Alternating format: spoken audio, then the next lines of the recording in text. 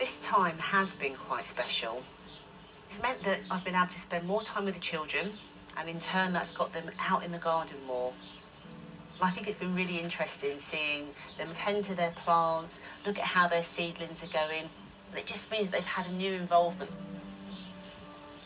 I'm also blown away about how much they've researched both the plants and how to grow their food.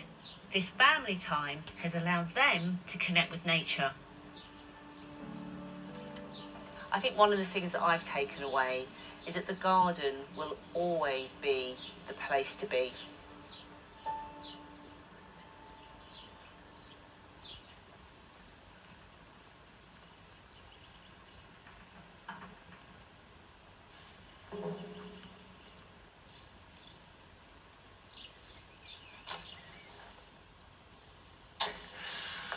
I know that anybody who's got a garden and used it over this period has realised what a treasure it is.